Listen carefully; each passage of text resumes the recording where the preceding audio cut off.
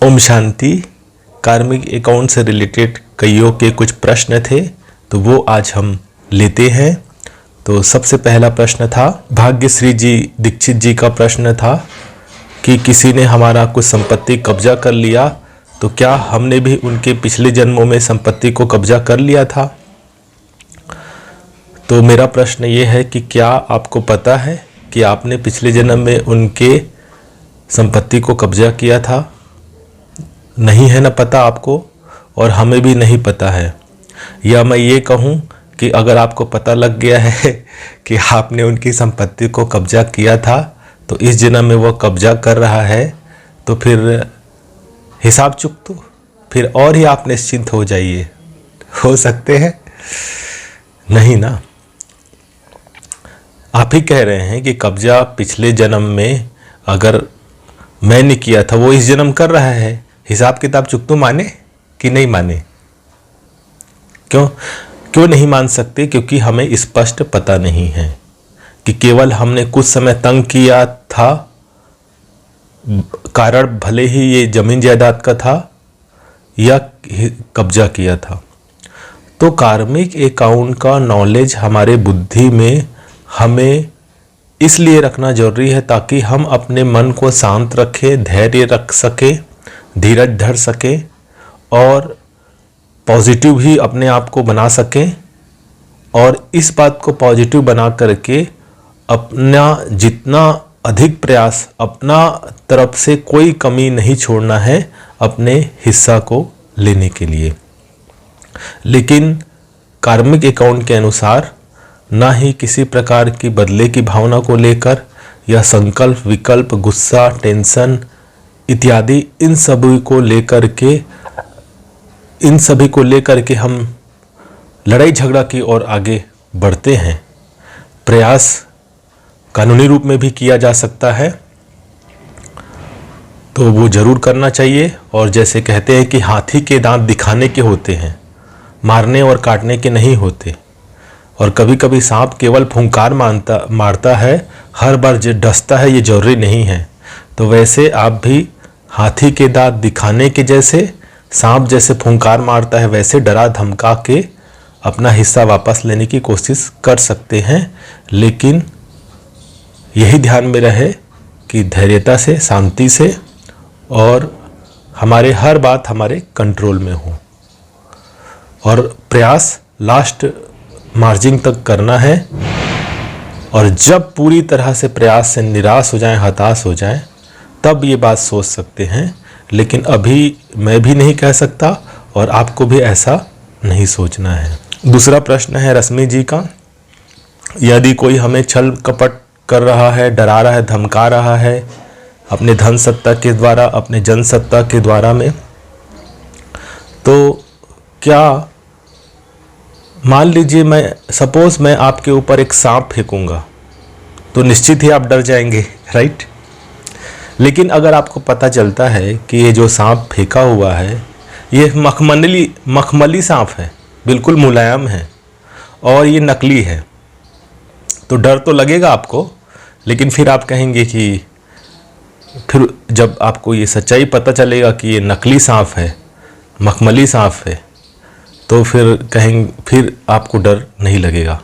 भले ही हो सकता है कि अचानक कोई दूसरा पराया आदमी फेंक दे तो डर लग सकता है, राइट, और डांट सकते हैं उनको। लेकिन नेक्स्ट में वही व्यक्ति फेंके तो डर थोड़ी लगेगा। या चलो मान लीजिए कि घर का कोई सदस्य है, वो डराने के लिए कोई सांप फेंकता है आपके ऊपर, तो आप पहली बार तो डर जाओगे, लेकिन दूसरी बार जब पता चल जाए कि ये नकली सांप है, तो कभी डरोगे आप, चाहे वो कितनी बार भी आपके ऊपर फेंके? नहीं ना। या सांप से भी कितना भी डर लगे और आपके पास में बाजू में चिड़ियाघर हो और वहाँ हर प्रकार के सांप हो और रोज रोज उस सांप को देख रहे हो, तो डर खत्म ही हो जाता है ना। दूसरा बात यह है कि डरा धमकाने वाला का काम डरा धमकाना उसका काम है, लेकिन डरा धमका जो रहा है, हम धमक रहे हैं या डर रहे हैं, ये तो हमारे ऊपर डिपेंड करता है। तो इतने कमज़ोर तो नहीं हो कि कोई डराए धमकाए और आप जैसे बच्चे को डराते धमकाते हैं फिर वो रोने लग जाता है, और कोई डराए धमकाए बच्चे को रोए ही नहीं तो डराए धमकाने वाला ही छोड़ भुलाए उसको, दोबारा डराए और धमकाए भी नहीं करेगा। तो मेरी बात को भी समझ सकते हैं। इसको और मैं क्लियर कर देता हूँ। भगवान ने हर किसी को स्वतंत्रता दी है, तो वो अपने कर्मों से, वो अपने बोल से फुल स्वतंत्र है कि क्योंकि उसकी स्वतंत्रता, उसकी कंट्रोलिंग हमारे पास नहीं है। ये हमेशा ध्यान रखें। हर किसी के कर्म, एक्शन, बोल जो हैं व्यक्ति के अपने अपने हैं और हर किसी को स्वतंत्रता है, लेकिन हमारा जो कंट्रोल है वो हमारे ही अपने मनसा, वाचा, कर्मणा, दृष्टि, वृत्ति, सुनना, ये अपने ऊपर ही डिपेंड करता है। और सोच में भी हमारे ऊपर ही कंट्रोल है कि हम किस प्रकार से हर बात को पॉजिटिव लेंगे, दृष्टि, नज़रिया को चेंज करें और बिना किसी प्रकार से डराए धमकाए वाले संकल्प को हटा करके निडर निर्भय बनना है। ये भी हमारे ही कंट्रोलिंग में है। अपने मन को उस डराने धमकाने की ओर जाने के बजाय निश्चिंत निर्भीक रखे, तो सामने डराने धमकाने वाला भी या छल कपट करने वाला भी आगे चल के वो करना छोड़ देगा। तीसरा प्रश्न लेते हैं हम। स्पिरिचुअल टॉक नामक नाम से आया हुआ था, तो उसमें ये बताया था कि एक साथ अनेक व्यक्तियों के कार्मिक अकाउंट को चुकती किया जा सकता है। तो निश्चित राजयोग के माध्यम से अनेक जन्मों के कार्मिक अकाउंट को चुकती किया जा सकता है। और वैसे भी राजयोग को कहा जाता है कि हमारे जन्म जन्मांतर के विकर्मों को भस्म किया जा सकता है।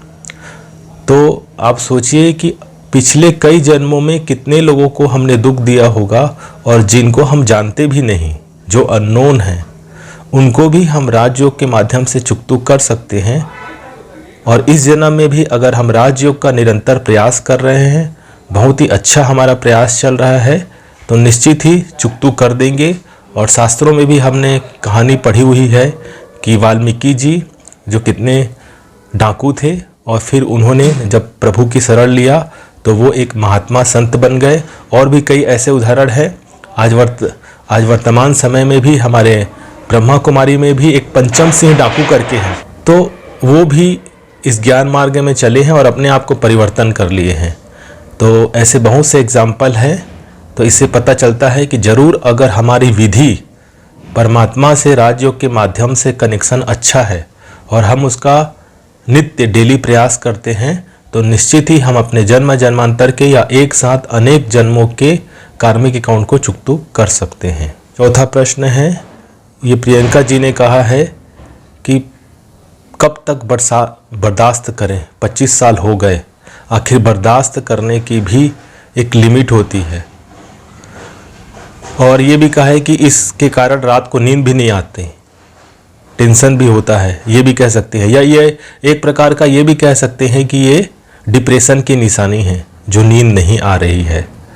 तो हो सकता है कि बहुत ज़्यादा होल्डिंग नेचर हो, हमने बात को पकड़ के रखा हो। कभी कभी हमारे संस्कार ही होल्डिंग नेचर के होते हैं और होल्डिंग नेचर से जितने बात को हम अपने अंदर पकड़ के जितने लंबे समय तक रखते हैं, उतना ही ज़्यादा हमें ये जो बातें हैं कि थकावट सी लगती है।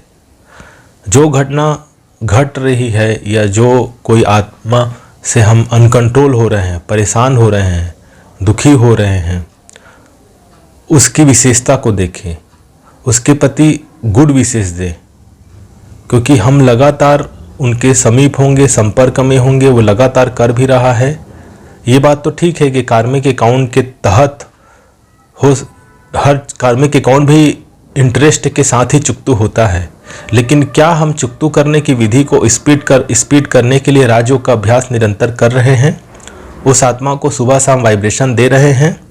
दिन में कोई समय निकाल करके, ऐसा नहीं कि मैंने कहा सुबह शाम प्रयास करो, उसके गुड विशेष दो, उसको दुआएं दो, उसके बारे में अच्छा सोचो, दिन भर अच्छा सोचा, सुबह शाम अच्छा सोचा और बीच बीच में उसकी बुराई कर रहे हैं, उसके लिए बदले के संकल्प दे रहे हैं।